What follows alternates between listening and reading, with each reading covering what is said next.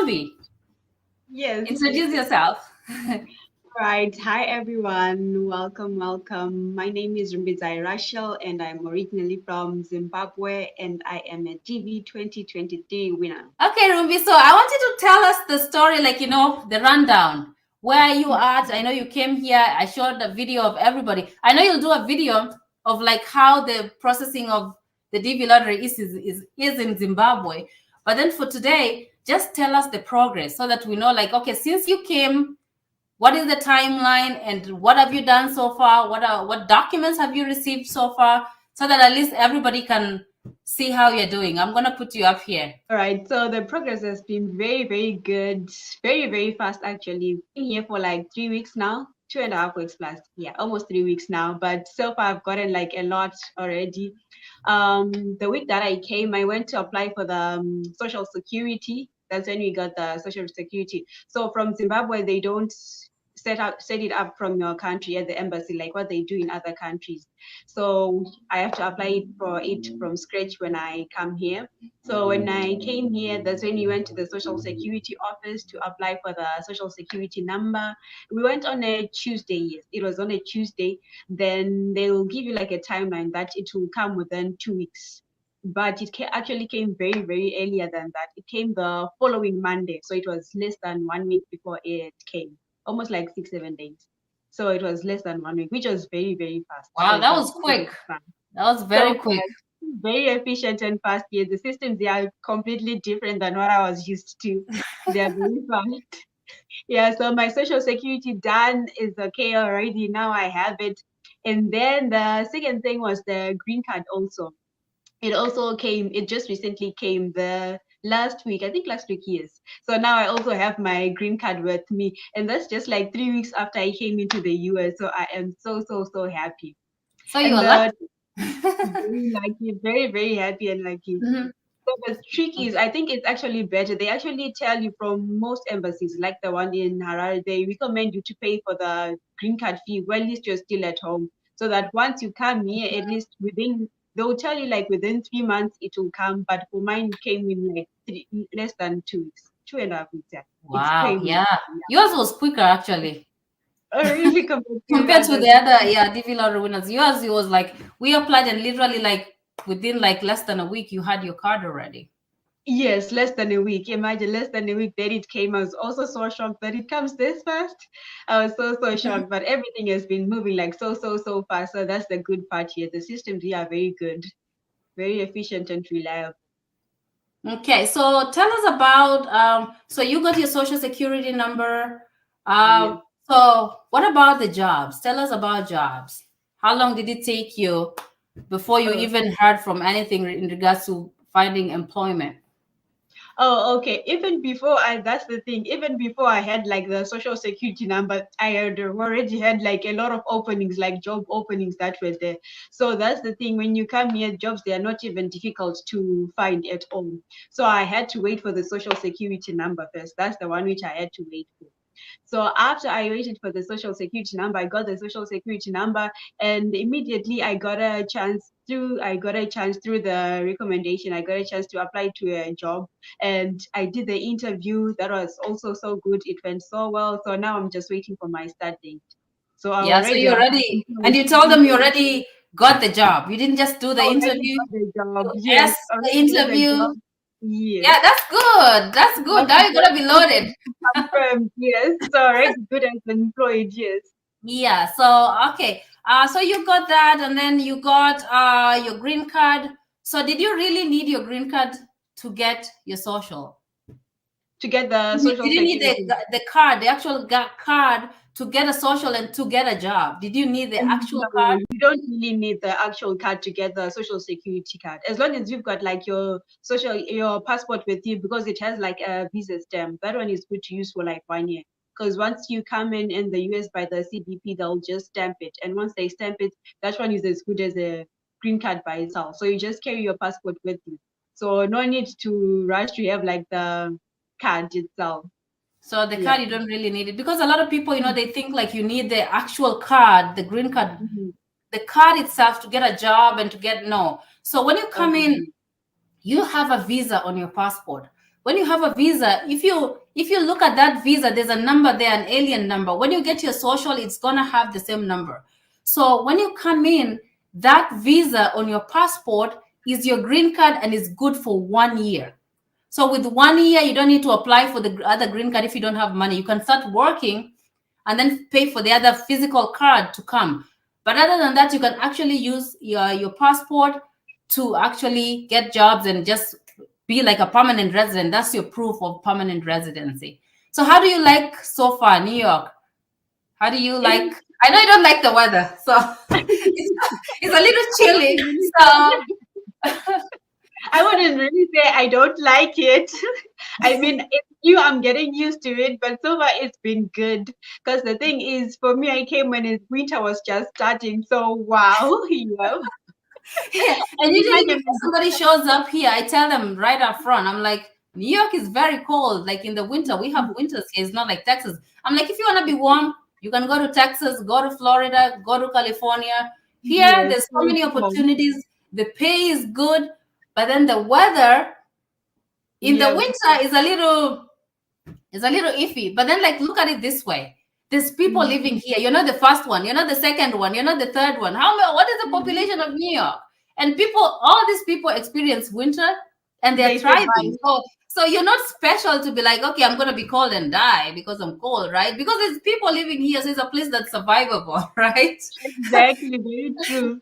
And it's actually not as bad as you would actually think it would be, because the thing is, even if it's winter, when you go outside, yes, it will be like cold, but if you have a jacket on, you'll definitely be good. But the thing is, most of the times you'll be indoors, either at home or at work or somewhere else inside. Yeah. So you'll not even spend like most of the time like out in the cold. Like in the cold. So like you're walking to work or whatever. And then so how is your transportation? I know you don't have a car yet. Yes. So how do you think, how are you going around, moving around? What is the transportation here like? All right, the transportation here in New York, the good part is, compared to other cities and other states and stuff, at least the good part is here there are buses around. So if you want to move around, you can always use like the public system. It's available. There are buses and there are also Ubers. If you can do the Uber, you can also use the Uber. And also, as you grow, as you live for a longer time, you get connected to people. They can also help you and take you around until you are stable enough. Yeah. Yeah, so you won't be like in this place is not like in a position where like you can't go to work because you don't have transportation. Yeah, which is good with the buses especially, because people go to in different states and then like there's a state where there's no public transportation. So how do you get to work? So the good thing about here, you can go to work, use a bus. It's gonna take longer, but then like you work on saving money and getting a car. That's why I'm pushing the other guys. I'm like, you need to work, get a car, because sometimes you get a good job, but then you're limited because of transportation. Maybe it's too far. Uber is going to be too expensive. So that's why like you work, save money. I encourage somebody, come here when you know how to drive, so that when you finish, you can take your test, get a car, and start driving yourself around. That way, if you want to work 4 jobs, you can do that. All right. Anything else you want to tell us? That's just about it, unless if someone has a question. Yeah. Otherwise, let me see if anybody has a question. Let's see this one. I'd like to know about American SIM card. What does it mean to avoid being put in a host plan because it's very expensive? What does it mean? So Rumbie, you have a phone, so you can answer this question, right? So how did you get a phone? Oh, okay. For me, I got lucky because I already had a phone that was unlocked. So when I came here, it worked. I just had to buy like the SIM card. But if you're coming directly straight from home in Africa, most of the phone, I advise you, like, when you're about to leave, don't buy a new phone saying I'm now going to America, so I need to upgrade my phone so that, when I get there, I'll be having like a good up-to-date phone. Just don't try and do that. It's better to save money. Then you come here, then you buy like a phone and the SIM card. Because most of the phones that are locked back at home in Africa, they will not work when you come here in the US. Most of them, almost all of them will not work. So it's better to just save money. Then when you come here, you can just buy a phone from here, then the SIM card. And they're actually reasonable plans. If you're just starting out, it's just better to find like a reasonable plan from a career service. Yeah. I think mine is like $30-something per month, which is Yeah, so unlimited that's call, that's not too unlimited bad at all. text. Exactly, unlimited call, unlimited text, and with data also, which is Yeah. manageable. So you don't have to be locked. Like this one is like a host plan. So like I have a plan. I don't want to put Rumbie in there because it's going to be very expensive. She's just starting life, right? I'm a Yes. vlogger, so I need like a lot of data. So I need the best plan that I can get out there, right? But Rumbie doesn't need that because either she's at work and she's not using her phone, or she's at home where there's Wi-Fi. And if you go to the supermarkets here, grocery stores, you go out there, there's free Wi-Fi. So you don't really need like a lot of data if you're not going to use it for something else, like to go live when you're outside, something like that. So she came with the phone.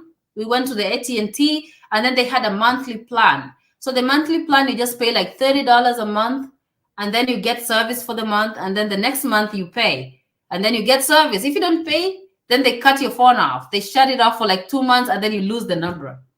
So that gives her like an option of like, if she does not like that plan, she can change to something else. But if I lock her into like a contract, a yearly contract, then as much as she doesn't like the plan, she does not have the option of like backing out of it. You're stuck with it. But then whatever she has right now and whatever all the boys have is just a monthly plan. And then when they get bougie, rich enough, they want to buy iPhone 15s and get the good plan, then they'll do that. But now that they're starting life, we're prioritizing. Like, okay, do you need a phone or do you need a car to go to work? Do you need food or do you need iPhone 15? You know, so you just have to prioritize what you need at this time. So she says something about opening a bank account and creating a credit score and health insurance. So she doesn't know that at this time. So she has a bank account. So she was able to open a bank account. How did you open that? Wow. And got so lucky. That's the thing. I was used to the system where you have to go like physically to the bank, wait in the queue, then you open account, they'll tell you wait will process, then weeks later they'll say they'll approve it. But when I came here, my host, they actually told me that that's not how it goes here. So you just open it even from your mobile phone, like an application, then you can do it online. Open the And then you mobile just upload. application. How did you upload the documents? There's a place you can upload on the app. Yes, they'll ask you like to scan like a copy of your ID. And because I didn't have the green card yet that time, you just scan the copy of your passport, they'll still take that one. So you just scan your passport, then they'll approve you. And within, it will take actually like 2 days for them to open the account. After 2 days, they will approve it. And then after some time, they'll give you like, I think it is like less than 1 week, they'll send you the physical bank card, the debit card itself. That way, when They you will go to need work, you can give exactly. that account number so your check goes directly to that bank account. Account. Yes, Yeah. exactly. Yes. And So then so everything is that's online. just for the start. So now she has a bank just for the start. Is a good bank. But then after a while, then we'll get her to open an account with a credit union because they have better rates. They have like if she wants to build the credit the way Amos is talking about. So she's gonna open this credit union account. And then with the credit union, she's gonna have her paycheck go there every single month. And then after a while, she will apply for a credit card. And with the credit union, they don't have a yearly. If you haven't watched my video on credit card and building credit, you can go. I think I uploaded like it's 2 videos down. So it's about credit. So this credit card does not have a yearly payment. So like if you literally have the card and you put it under your bed, you don't have to pay anything per year. But most of the credits that they sell you out there, the credit cards, they have a yearly payment. Whether you use it or not, you have to pay either $75, $100, $150 a year. So they have like to have the card, they're charging you $150 a year. You go to a credit union, you get a credit card from them, you start using the credit card. So Rumbie will go to a grocery store. I'm like, you need to swipe your card. She goes to buy the iPhone 15. I'm like, you need to use your credit card. Because one thing that's important that you should learn anywhere, somebody told me this when I landed in America, and it's been very helpful for me. When you go to buy stuff, never use your debit card. Do not use your debit card ever. Because if somebody steals that card and goes and swipes, guess whose money they're using? They're using your money, right? So if somebody's using your money, who cares about who uses your money? Nobody's interested in that. Whether you lose it or not, nobody cares. But look at a credit card. You have a card that you're using. This is somebody else's money. It's not yours. So if somebody gets your credit card and go on a swiping spree and buys everything, you call your credit card company. You're like, guess what? Somebody stole my credit card and they're using, and it was not me. Because it was not your money, it was their money. They will go after that person because they want to get their money back. With a debit card is your own money. So you have to go after the money to find where your money went. Credit card, you're using somebody else's money. So if you lose it, it was not your money to begin with. So somebody whose that money belongs to, they need to go after that. So that's why I encourage you to use a credit card, because it builds your credit. So use a credit card, and when, like after a week, when the the statement posts, go ahead and pay that credit card. Every time you pay it on time, and don't do the minimum payment, especially if you're coming from Africa and you're just a new immigrant. Don't pay the minimum payment. Go and pay the whole amount, so that you're using the card. So you're using like maybe 400, you're using 1,000 a month, but every statement, your bill is zero. So this shows that this is somebody who takes debt and pays back. And that's how you build your credit. But if you use the credit card and you do not pay back, then guess what? That's how your credit starts dropping. And if you go to buy a car like Rumbie and the other boys, once they follow this and they start using the credit cards, they build the credit. Once they have a new job, a good job, now they are, they're starting, the pay is really good. I'm surprised. But once they get like a job that pays really well, because now, they're just building a work history and stuff, then they can go to Toyota, they can go to whatever company, they can go to Subaru or whatever. And then they'll say, okay, I need this car. And then they'll be able to sign papers because of their credit and drive off with a new car without paying a single dollar down. And then when you drive off with the car, you start making a payment every month versus saving all this money to buy a car. Just build your credit so that you can drive off with a car. And then with this car, like I said, is somebody else's car, is not yours, right? So that way, every month, make sure you're making a payment on time. Then if you pay your car off, you'll just go to the same place, the bank, and you're like, hey, I'm here again. I need to buy a house, right? They'll be like, oh, so you paid your credit card, you drove off with the car, and you paid this car off. So you are good, you pay your debts, so they will approve you for a house. But if you slack and you come here and people just get you, like, you want to live the YOLO life, YOLO, and then you get into all this debt and you don't want to pay back, then you end up with people who've been here 30 years and they still can't afford to buy a house. It's situations like that. Just live according to your means, Ugali is good. I eat ugali cabbage. If I can't afford to eat like a steak, ugali cabbage, you're good. You're eating it back home. Don't get into debt trying to have like, I'm going to have like a good steak or whatever like that. So thank you so much, Rumbie, unless you want to say something else. No, not really. I know. I'm turning you into a content creator. Yes. I told her today I have a ring light. I'm like, Rumbie, you need to turn this ring light on. So she opened a channel. So she's going to be sharing whatever she learns here if she wants to share. She has a channel. So I think on this link, I'm going to put her channel link over there. So if you want to follow her, support her, whatever, this is like your younger sister. So you got to support her so she can start a business like I did. Right, Rumbie? Exactly. Okay, thank you so much for being here. All right, thank you for having me.